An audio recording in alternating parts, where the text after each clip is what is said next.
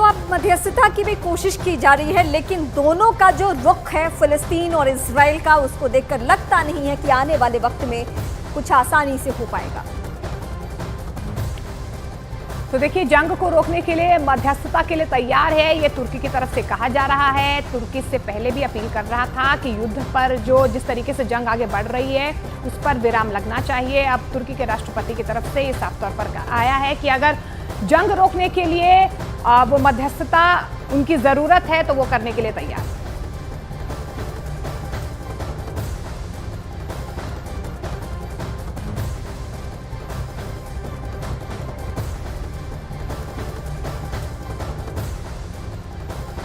और इस वक्त हम सीधे रुख करेंगे इजराइल के तेल अवीव से। हमारे साथ भारतीय मूल की वीना पुष्करना जुड़ रही हैं। वीना जी, पहला सवाल तो यही रहेगा कि क्या हालात बने हुए। सबसे पहले तो इंडियंस वहां के हालात जानना चाहते हैं। इंडियंस तो सब ठीक हैं, मगर जो हमको टीवी पे बताया जा रहा है, क्योंकि मैं टेल अवीव में रहती हूँ, कि थोड़े हमारे कल एक फैमिली आई थी टेलीविजन पे, तो वो कह रहे थे कि उनके भाई और भाभी की मौत हुई है और बच्चे घूम रहे थे। यहाँ पे 100,000 हिंदुस्तानी यहूदी हिंदुस्तानी रहते हैं। उसके अलावा यहाँ पे और 20,000 हेल्पर्स जो बूढ़े लोगों को संभालते हैं, और आई थिंक स्टूडेंट्स और 2 या 4,000 स्टूडेंट्स हैं यहाँ पे। बट स्टूडेंट्स जो है टेल अवीव और हाइफा इलाके में है ज्यादा करके। हिंदुस्तानी पॉपुलेशन जो है वो शदेरोत, अश्केलोन, अशदोद और उतफ आजा में रहती है, जहाँ पे सब बम्बार्डमेंट हो रही है। कल रात से हम टेल अवीव में बॉम्ब शेल्टर में नहीं गए, पर 2 दिन तो बॉम्ब शेल्टर में ही बैठे हुए थे, क्योंकि आई थिंक इजराइल बॉम्बिंग कर रही है दूसरी साइड में। पर पूरी जो इजराइल है वो सोच रही है कि वो बच्चे और माएँ जो लेके जा रहे हैं, जो लेके गए वो आजा में, उनका क्या होगा? वो कब वापस घर आएंगे? वो जो दादी थी वो कब घर वापस आएगी? रीना जी, जिस तरीके से यहाँ पर आपने कहा कि बॉम्बिंग हो रही है और दोनों ही तरफ से हो रही है, लेकिन हमास की तरफ से जब अटैक किया गया, क्योंकि तेल अवीव पर भी अटैक किया गया, आप कहाँ पर मौजूद थी? क्या वो सायरन की आवाजें आपको भी सुनाई दे रही हैं? बॉम्बिंग की आवाजें सुनाई दे रही हैं? आप लोग डरे हुए हैं? 6:15 थी सुबह, तो हम लोग अचानक सायरन सुन के उठ गए, और हर घर में यहाँ पे बॉम्ब शेल्टर है, तो बॉम्ब शेल्टर की तरफ हम भागे। मेरे 2 नातियों थे मेरे साथ में, तो उनको लेके अपने बिस्तरों से हम लोग बॉम्ब शेल्टर के अंदर भागे। और हमारे पास होम कमांड होता है फोन पे, तो सुनाई दिया कि टेल अवीव में जो है वो रॉकेट पड़ा। तो हमारे जो एरिया है हर्सिलिया है, वो जो टेल अवीव के पास है,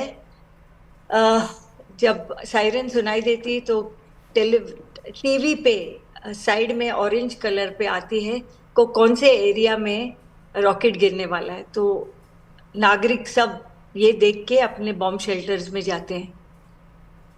पर हालात यहाँ पे, गवर्नमेंट ट्राई कर रही है सबको कामनेस देने के लिए, सबको अश्योरिटी देने के लिए कि सब कुछ ठीक होने वाला है, पर अभी तक आतंकवादी जो है वो बॉर्डर एरियाज में है, और अभी तक काफी लोगों को बचाया नहीं गया है जी। तो हम अपने चैट लाइन पे सब हिंदुस्तानी एक दूसरे से बात कर रहे हैं कि कैसे हम एक दूसरे को मदद करें। जो माएँ हैं वो, क्योंकि वहाँ पे म्यूजिक फेस्टिवल चल रहा था, तो आधे तो उन्होंने, आतंकवादी ने बच्चों को मार दिए, आधे को वो लोग आजा लेकर गए होस्टेज बना के। बहुत हर वक्त जो है एक कहानी आती है एक फैमिली की, क्योंकि इतने फैमिलीज को इतनी बुरी तरह से मारा गया है कि यकीन नहीं आता है कि हम इजराइल में बैठे हैं, जो आई थिंक वर्ल्ड का सबसे सिक्योर देश है। पर जी।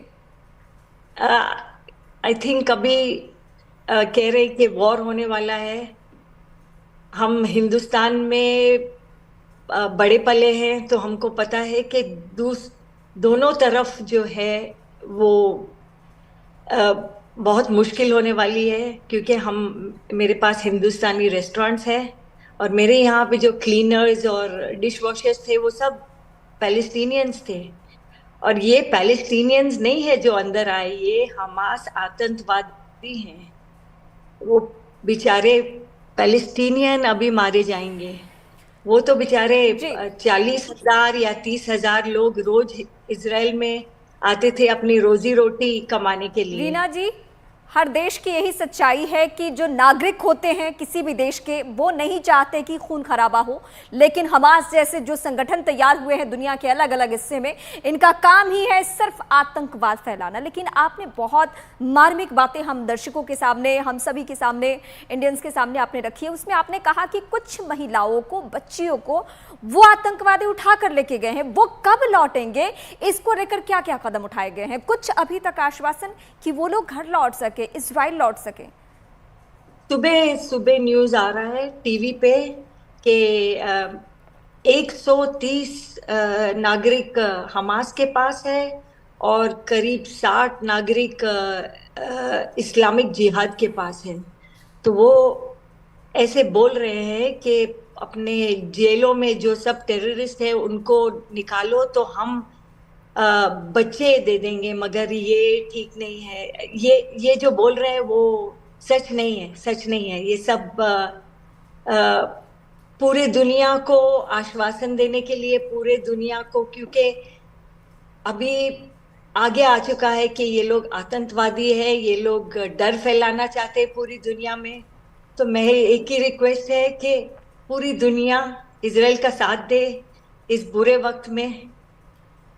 ये एक्चुअली सोच रहे थे कि और लोगों को अंदर अपनी रोजी रोटी दे, 30,000 या 40,000 से उसका डबल करे और लोगों को रोजी रोटी दे इजराइल में। पर ये तो सब उल्टा हो गया। ये लोग तो बिल्कुल मारना चाहते थे सबको, ये हमास। और जो बिल्कुल बात रीना जी, हम भी यही चाहते हैं कि स्थिति जो है वो नियंत्रण में जल्द आए, आप लोगों की जो सुरक्षा है वो सुनिश्चित हो। आश्वासन अगर सरकार की तरफ से मिलता है, जो माएँ, जो बच्चियां घर लौटना चाहती हैं वो लौटें। आप भी हौसला बनाए रखें, क्योंकि देखिए तमाम देश जो है इजराइल के साथ ज़रूर खड़े हुए हैं। जो भी बातें आपने साझा की है, एक थोड़ा सा हौसला ज़रूर यहाँ पर इंडियंस को ज़रूर मिला होगा। रीना जी, हमारे साथ जुड़ने के लिए बहुत बहुत शुक्रिया।